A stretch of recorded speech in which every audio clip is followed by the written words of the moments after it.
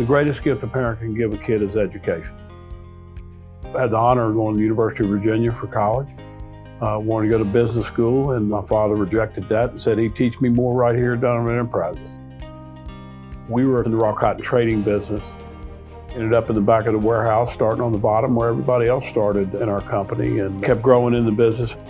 Dad gave me lots of different opportunities to move to the different facets of the business, which was interesting to me. I showed a desire to move overseas because we were expanding our business globally back in the mid-'80s. So I transferred to Osaka, Japan, lived in Kobe, Japan. Was overseas for about 3 years. You're talking about an education. You can't buy an education that I got living and dealing with all the dynamics in Asia from living in Japan, being in the sales divisions in Taiwan and People's Republic of China back then, Hong Kong, Singapore, Malaysia, Indonesia, Philippines. And then we had an opportunity, a great opportunity. We bought the George H. McFadden Cotton Company here in Memphis on a leveraged buyout. I got the opportunity to go look at some very small asset that they had down in Australia. Went down there and just saw a world of opportunity. And I took that ball and ran.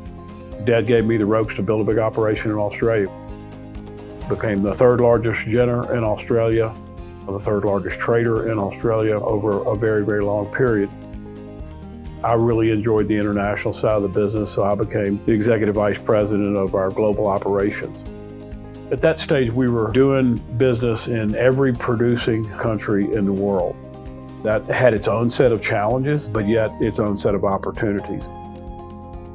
When you're in business, things can change. For us in raw cotton, my dad retired and I was CEO of the company. We could feel changes happening to the trading business. Not just cotton trading business, all commodity trading businesses. And so we made a decision to exit the raw cotton trading business, processing business, warehousing business, the whole thing. When you're moving raw cotton from the hardest places in the world, and you're doing it with a good team of professionals logistically, why can't we take that business model from raw cotton and go out into the global logistics market? Today, we've got 8 different verticals in logistics that create profit and loss statements.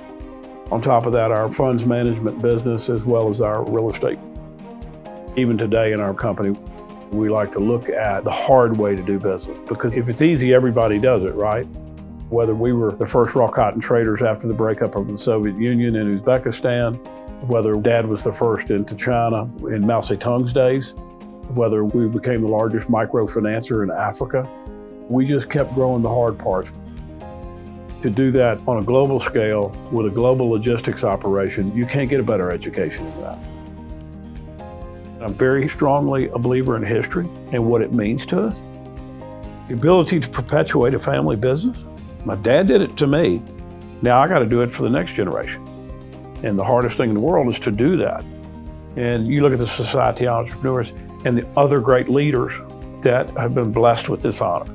Incredible figures from a historical perspective of the influence and difference they made on the community, not necessarily because of their business, but because of what they did for this community. It kind of takes your breath away to be in that crowd, right?